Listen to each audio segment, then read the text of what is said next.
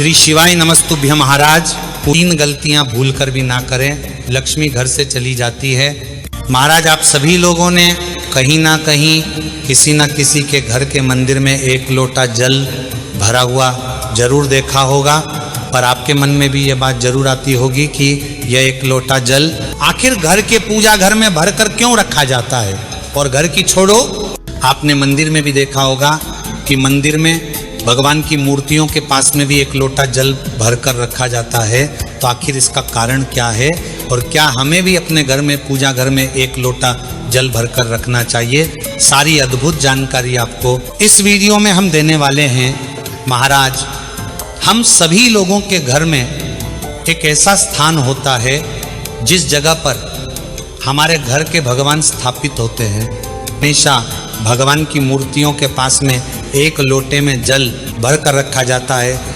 अब ऐसा जरूरी नहीं कि वह लोटे में ही जल भर कर रखा हो, आपने कटोरी में जल भर कर रखा हुआ भी देखा हो, गिलास में जल भरा हुआ हो। तो कहने का मतलब यह है कि भगवान की मूर्तियों के पास में किसी भी रूप में आपने जल या पानी रखा हुआ जरूर देखा होगा। तो आखिर इसका कारण क्या है?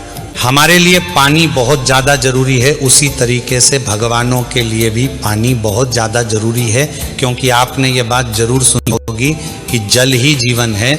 और जब हम भगवानों की पूजा करते हैं, उनकी सेवा करते हैं, उनको भोग लगाते हैं, तो क्या हम उनके लिए ये छोटा सा कार्य नहीं कर सकते? सिर्फ 1 लोटा जल अगर कोई अपने घर के पूजा घर में रखता है तो इससे उस घर के भगवान वैसे ही प्रसन्न हो जाते हैं और उस घर में सुख और शांति आना भी शुरू हो जाती है। उस घर में सदैव भगवान का आशीर्वाद बना रहता है। इसीलिए महाराज आपको भी अपने घर के पूजा घर में 24 घंटे 1 लोटा जल भरकर जरूर रखना चाहिए। अब महाराज ये 1 लोटा जल भरने के कुछ नियम होते हैं, और जब हम भगवानों को 1 लोटा जल भरकर रखते हैं तो वह जल हमें कहाँ से लेना होता है, उस जल को कब बदलना होता है, कौन से लोटे में हमें जल रखना होता है, भी आप जान लीजिए। महाराज वैसे तो भगवानों के लिए चांदी के किसी पित्र में ही आपको जल भरकर रखना चाहिए, पर ऐसा सभी लोग नहीं कर सकते हैं। इसीलिए आपके घर में कोई एक छोटा सा लोटा हो, क्योंकि 1 लोटा जल मंदिरों में भरकर रखा जाता है। एक वहाँ पर स्थान बड़ा होता है तो 1 लोटा जल रखने में कोई परेशान नहीं होती है, पर हमारे घर के पूजा घर छोटे होते हैं और अगर हम वहाँ पर 1 लोटा भर कर रख देंगे तो वहाँ पर हमारी बहुत सारी जगह चली जाएगी और फिर भगवान ही नहीं दिखेंगे। इसलिए आप चाहे तो बाजार से जाकर एक छोटी सी लुटिया या छोटा सा गिलास लेकर आए, जो आपके घर के पूजा घर में बहुत कम जगह में रखा जाए और उसके अंदर फिर आप जल भर कर रखें। सबसे पहले आपको ये जल शुद्ध और ताज़ा ही भगवान के लिए भर कर रखना चाहिए। और रोज़ सुबह जब आप अपने घर के भगवानों को स्नान कर कर बैठाते हैं, उसके बाद में आपको ये 1 लोटा जल अपने घर के पूजा घर में भगवान से बोलकर रख देना चाहिए। और आपके सभी भगवानों को अलग अलग जल रखना आपकी ज़रूरत नहीं है। आप एक ही पात्र में सभी भगवानों के लिए जल रख सकते हैं। कई सारे लोग रोज़ सुबह उठकर अपने घर के दरवाजे पर पानी डालते हैं या जल छिड़कते हैं, तो उसके पीछे एक बहुत ही बड़ा कारण होता है। अगर हम इसे वैज्ञानिक दृष्टि से देखें तो भी यह बहुत शुभ होता है, और अगर हम इसे धार्मिक दृष्टि से देखें तो यह अत्यंत ही शुभ माना जाता है। महाराज जिस घर की माताएं बहनें रोज सुबह जल्दी उठकर अपने घर के दरवाजे पर पानी डालती है, उस घर में कभी धन संपदा वैभव ऐश्वर्य की कमी नहीं होती। मतलब उस घर में सदैव माता लक्ष्मी जी का वास रहता है। उस घर में कभी किसी को कोई रोग और बीमारी भी नहीं होती है। महाराज अब हम जानते हैं कि इस जल को छिड़कने के नियम क्या होते हैं। ये जल आपको कहाँ से भरना रहता है और कैसे छिड़कना रहता है। मुख्य द्वार पर छिड़कने वाला जो जल होता है ये हमें 1 दिन पहले भरकर रखना रहता है। महाराज अब प्रश्न ये आता है कि रोज सुबह हमें घर के मुख्य द्वार पर झाड़ू लगाकर यह जल छिड़कना चाहिए या ऐसे ही छिड़क देना चाहिए।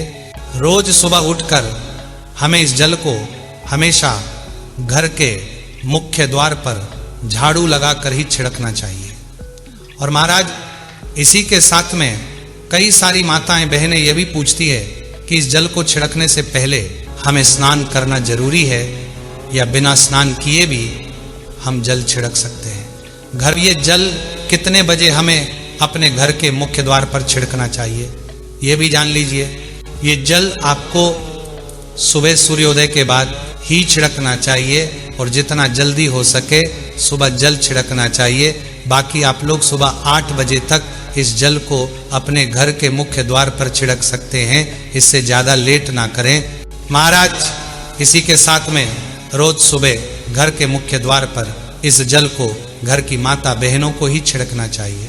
एक लोटा जल को लेकर आप सीधा अपने घर के दरवाजे पर आ जाएं और वहां पर आकर अपनी चौखट से इस जल को छिड़कना शुरू करें। जल छिड़कने के लिए जल के लोटे में से थोड़ा थोड़ा जल अपने सीधे हाथ की हथेली में लेकर पूरे में छिड़कते जाएं और धीरे धीरे करके घर के सामने की जो जगह है वहां पर आप इस जल को छिड़क दें। महाराज इस जल को आपके घर के दरवाजे के बाहर जितनी आपकी जगह हो पूरे में छिड़कना चाहिए। महाराज अब जैसे ही आप इस जल को छिड़क दें आप अपने घर के अंदर आ जाएं और अपनी पूजन पाठ करें और पूजा पाठ हो जाने के बाद अगर हो सके तो अपने घर के दरवाजे पर एक दीपक भी जरूर रखा करें, इसलिए ऐसे घरों में कभी पैसों की कमी नहीं होती है। महाराज अब हम बात करते हैं उन लोगों के बारे में जिन लोगों के खुद के घर नहीं है, जो मल्टीस में, फ्लैट में या किराए के घर में रहते हैं। देखिए इन जगहों पर रहने वाले लोगों की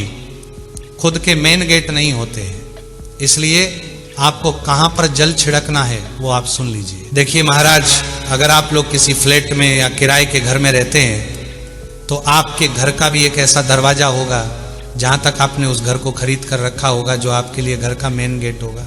तो आपको अपने उस मेन गेट के बाहर या चौखट पर ये सारे कार्य करने होंगे। आपके किराए के घर का या मल्टीस का जो सबके लिए मेन गेट होता है आपको उस गेट पर जल नहीं छिड़कना है और ना उस जगह पर दीपक जलाना है। अब आपके फ्लैट का या किराए के घर का जो आखिरी गेट होगा आप उस गेट पर ज़्यादा नहीं तो जल की कुछ बूंदें छिड़क दें, तो यह जल हमारे घर के पितरों से जुड़ा हुआ भी होता है। महाराज अगर आप लोग अभी तक इस जल को अपने घर के दरवाजे पर नहीं छिड़कते थे तो आज से ही इस जल को अपने घर के दरवाजे पर रोज सुबह छिड़कना शुरू कर दीजिए। फिर आप अपने घर में चमत्कार देखना शुरू कर देंगे, क्योंकि इस जल को छिड़कने से हमारे घर में बहुत सारे बदलाव होते हैं। महाराज अब हम आशा करते हैं कि घर के मुख्य द्वार पर जल कैसे छिड़कना है ये आपको समझ आ गया होगा और इसको छिड़कने से क्या होता है ये भी हमने आपको बता दिया। अभी भी अगर आपके मन में कोई प्रश्न है तो वो हमसे कमेंट करके पूछ सकते हैं और आप हमारी वीडियो कहाँ से दिखे कमेंट में ज़रूर बताएं।